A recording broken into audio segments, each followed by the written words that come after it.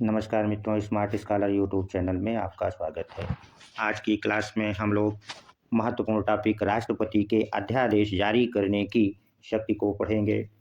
इसे पढ़ने से पहले हम इस बात का उल्लेख कर देते हैं कि अध्यादेश क्या होता है, पहले ये आप लोग समझ लीजिए।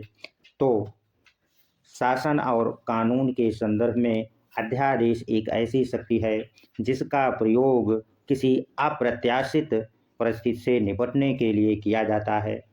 अध्यादेश का जो प्रभाव होता है सामान्यतः संसद द्वारा पारित अधिनियमों के समान होता है, किंतु अधिनियम और अध्यादेश के बीच में अंतर केवल इतना होता है कि जो अधिनियम होते हैं उनकी प्रकृति अस्थायी होती है, जबकि अध्यादेश की जो प्रकृति होती है वो अस्थायी होती है।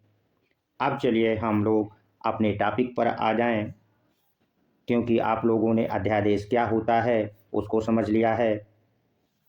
तो अनुच्छेद 123 के तहत राष्ट्रपति को अध्यादेश जारी करने की शक्ति प्राप्त है। किन परिस्थितियों में राष्ट्रपति अध्यादेश जारी कर सकता है, ये प्रश्न बनता है।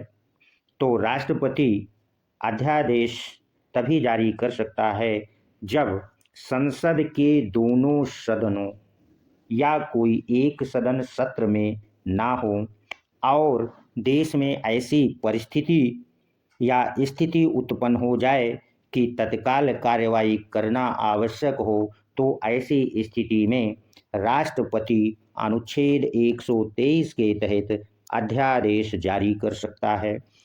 और जो अध्यादेश वह जारी करता है वो क्या उसकी विवेकाधीन शक्ति है? तो जी नहीं, वह अपने विवेकाधिकार का प्रयोग करके अध्यादेश जारी नहीं कर सकता। तो प्रश्न उठता है कि फिर कैसे जारी करता है? तो राष्ट्रपति अध्यादेश जारी तभी कर सकता है जब मंत्रिपरिषद उसे परामर्श अथवा सलाह दे। इसका तात्पर्य है कि मंत्रिपरिषद की सलाह पर ही वह अध्यादेश जारी कर सकता है और मंत्रिपरिषद की सलाह पर ही वह अध्यादेश को वापस भी ले सकता है। अब दूसरा प्रश्न जो आगे हमारे सामने उठता है वो ये कि जो अध्यादेश राष्ट्रपति जारी करता है इसकी वैधता कितने समय तक रहती है?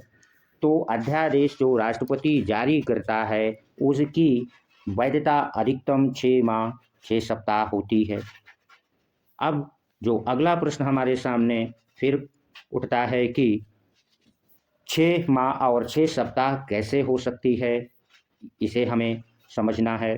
तो मान लीजिए कि आज ही संसद का सत्र खत्म हुआ है या कोई एक सत्र में नहीं है और राष्ट्रपति ने आज ही अध्यादेश जारी कर दिया, तो अगला सत्र 6 माह बाद आहूत होगा, क्योंकि आप लोगों ने पढ़ लिया है कि जो संसद सत्र होता है उनके बीच में 6 माह से अधिक का अंतर नहीं हो सकता, तो ये 6 महीने हो गया। और जैसे ही संसद के दोनों सदनों का सत्र आहूत होगा, वैसी स्थिति में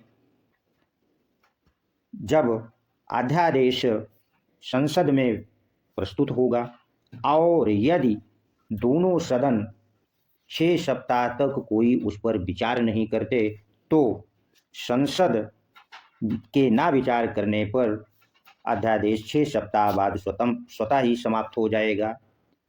अब जो अगला प्रश्न हमारे सामने फिर बन जाता है कि क्या 6 सप्ताह के पहले ये समाप्त हो सकता है कि नहीं? तो जी हाँ, हो सकता है। वो कैसे हो सकता है? यदि संसद का दोनों सदन 6 सप्ताह से पहले अस्वीकृति का प्रस्ताव पारित कर दें, तो ये 6 सप्ताह के पहले भी समाप्त हो सकता है।